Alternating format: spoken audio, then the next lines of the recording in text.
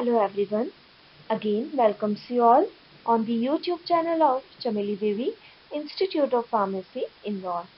In this session, we will going to discuss about manufacturing in hospital pharmacy, part 2.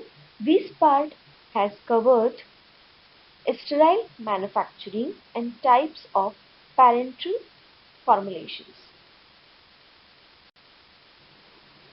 First of all, we should know what is sterile products. So, it refers to the products that are going to be administered using an internal route of administration. They are going to be infused directly into the bloodstream or via body tissues.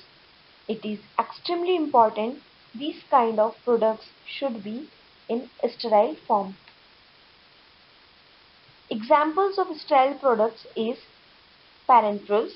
So, parenteral preparations are the preparations that are given by other than orally. Injections and transfusion fluids are come under the parenteral preparation. Injections should be sterile, isotonic and free from the foreign particles such as dust and fibers, etc.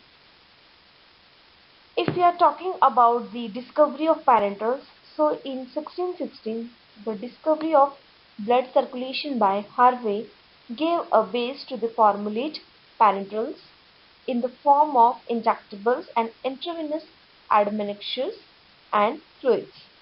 The word parenterals is derived from a Greek word para, which means beside, and antron, which means gastrointestinal tract. Mainly, parenterals are classified into two groups, that is LVP and SVP. LVP is large volume parenterals and SVP is small volume parenterals, which could be differentiated as under this criteria. So you can see here there are various criteria for their differentiation, that is pack size. Pack size for large volume parenterals is 100 ml or more than that.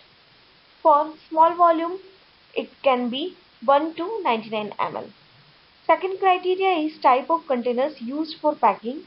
So for large volume parenterals, it is generally plastic bottles, and for small volume parenterals, they may be glass or ambered color ampoules and vials.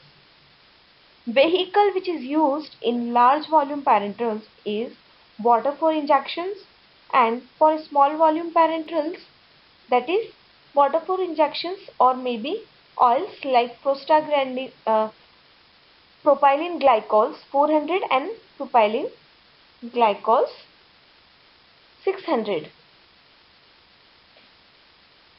Substances which are added. So if we are talking about large volume parenterals, there is no substance need of added.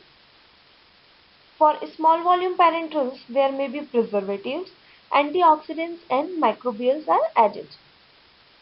If we are talking about sterilization process, so LVP, that is large volume parenteral, is having terminal sterilization, and SVP, small volume parenterals, having generally aseptic fill products. So what is terminal sterilization? This is the process of sterilizing a product in its final container. It is an important process as it ensures the product remains sterile.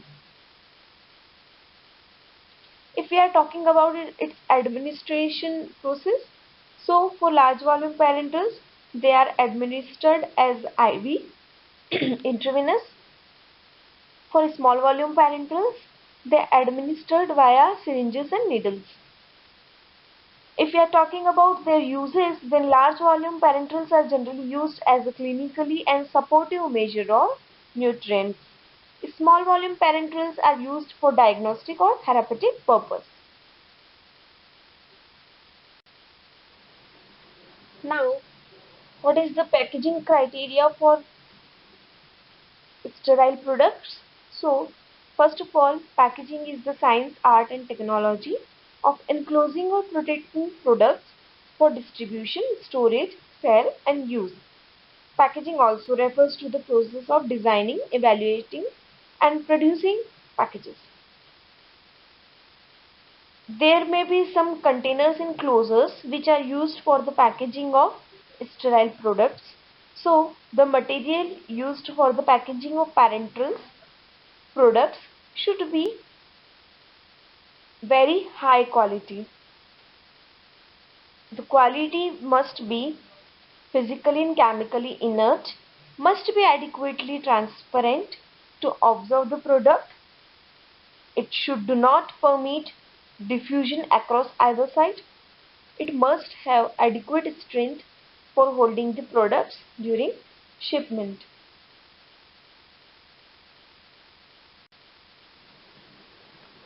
Glass containers.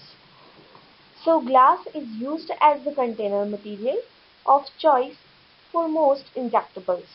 It is composed of silicon dioxide with percentage of other oxides such as sodium, calcium, potassium, magnesium, iron and boron. The basic structure of glass is formed by silicon dioxide or boric oxides. Glass containers are basically classified as a borosilicate glass material in various categories, that is type 1 borosilicate, type 2 borosilicate, type 3 borosilicate and natural glass. So if we are talking about type 1, so mainly it is composed of silicon dioxide and boric acid because such composition offers high resistance to alkali attack.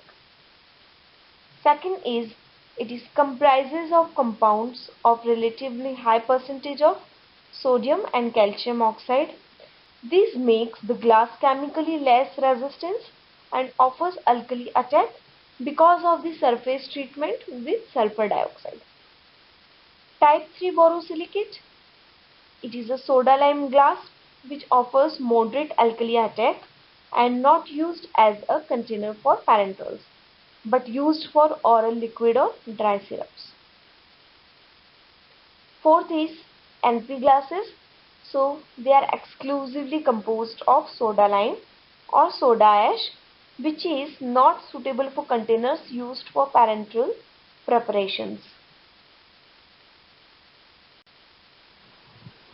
There are some testing of these glass materials. So their most important test process is hydrolytic resistance test. It is performed on glass containers which will be used for packing according to the pharmacopoeia. Principle of this testing is based on blank determination of acid-base titration. In this, the alkali released into a solution during thermal sterilization. It is treated with 0.01 molar HCl using methyl red as an indicator, which is giving color from yellow to pink.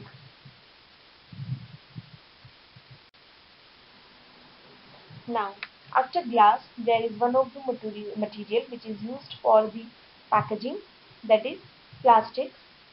So, plastics are the substances which can be easily molded by application of heat and pressure.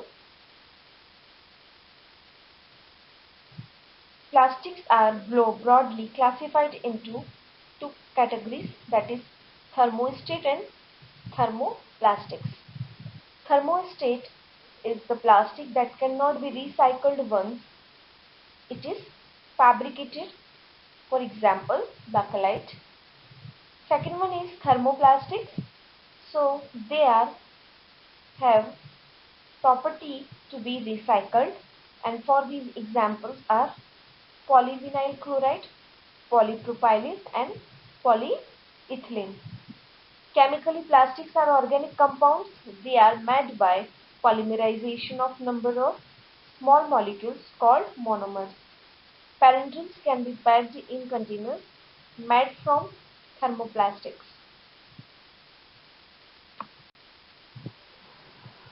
There are some ideal requirements for the packaging. The substance must be an inert and non-toxic. They should not have any kind of additive from the plastic material should be migrate. There should be least permeability of water vapor gases as possible and no surface adsorption of drug from the solution. There are some difference between glass and plastics. So, criteria would be weight, nature, chemical compatibility, transparency, shipment, packaging and closure sealing. If we are talking about glass containers, so their weight is high and plastics are lightweight materials. Nature of glass containers are brittle. Plastics are non-brittle but collapsible. If we are talking about chemical compatibility of glass containers, so they release alkali into solution on thermal sterilization. Plastic containers are inert one with solution on heating. Glass containers are transparent and plastic containers are less transparent or slightly opaque. If we are talking about shipment of glass containers, so they need handling with special care. Plastic containers shipment becomes convenient. And packaging and closure sealing of glass containers is with the aid of machine. Plastic containers are shipped and packed via form fill and seal technology. Thank you for watching this session.